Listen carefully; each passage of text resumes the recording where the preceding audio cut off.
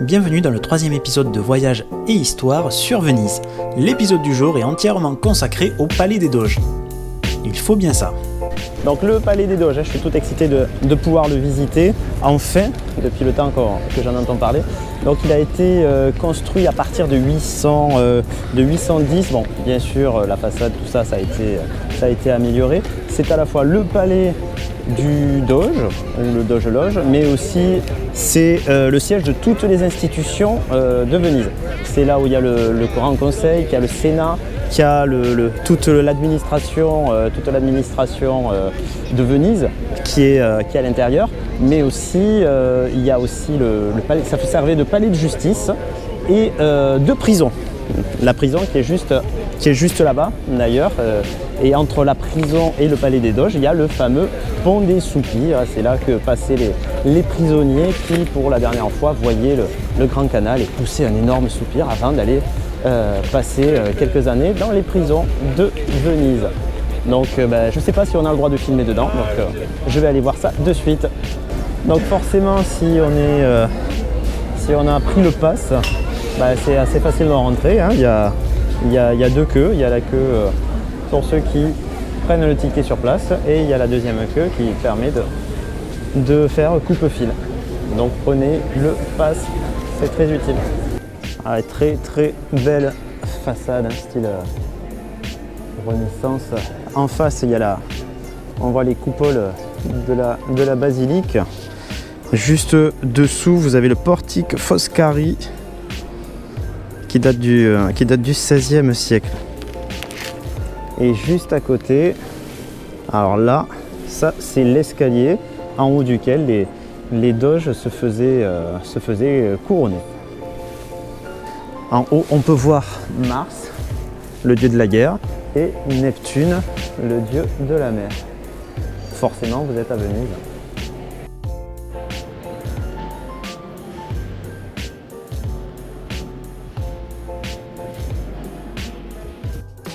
L'escalier d'or, donc c'est l'escalier d'honneur qui conduisait aux appartements du Doge.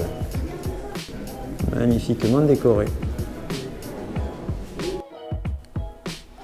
Ensuite, on traversera deux très belles salles qui servaient d'antichambre pour les visiteurs des Doges. C'est dans la salle du collège que l'on discutait des lois votées par le Sénat et des requêtes.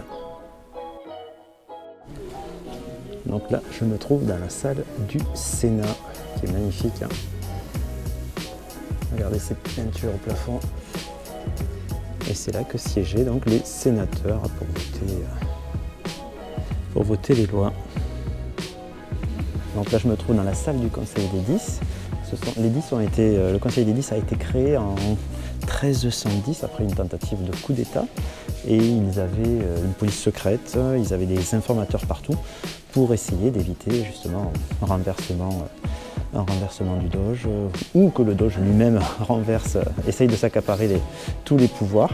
Et ce sont eux qui récoltaient les enveloppes des dénonciations, la fameuse gueule au lion. Alors juste après le Conseil des 10, on est dans la salle de la boussole. C'est là où étaient convoquées les personnes convoquées par la justice. Et ici, on a un petit Judas en bois.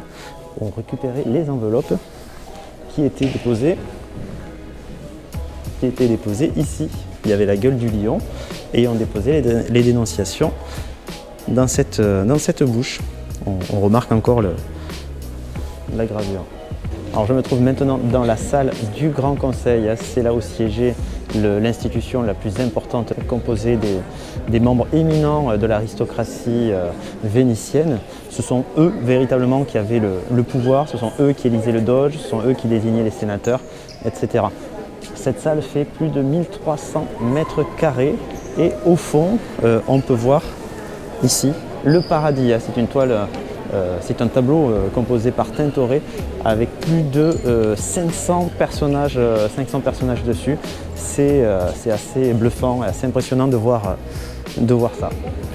Alors tout autour, tout en haut, alors on ne le verra pas parce que j'ai avec ma caméra qui est un peu pourrie, on voit la tête de 76 doges qui ont régné entre 804 et 1554. Elles ont toutes été peinte par Tintoret, je ne sais pas comment on dit, Tintoret ou Tintoret. Alors je ne sais pas si on va le voir ici, mais il y a un doge qui est recouvert de noir. C'est le doge Marino Falier qui a régné au XIVe siècle, qui a essayé de conspirer, d'après ce que disent les juges, de conspirer contre l'État pour s'accaparer les pouvoirs. Et donc du coup ils l'ont recouvert. Et ce doge-là a été arrêté et condamné par la justice. Il a été décapité. D'ailleurs, on peut lire sur cette peinture noire, ici est la place de Marino Falier décapité pour ses crimes. Bon allez, direction la prison. Après avoir fait quelques salles de justice, on va voir la suite. Et bien sûr, on doit passer par le pont des Soupirs.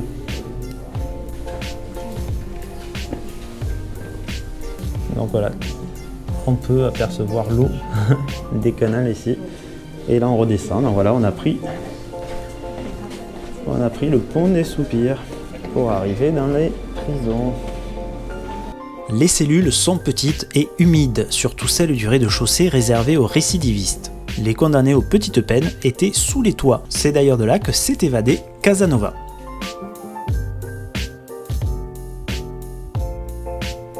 Voilà, c'est tout pour aujourd'hui. On se retrouve très vite pour la suite de la visite.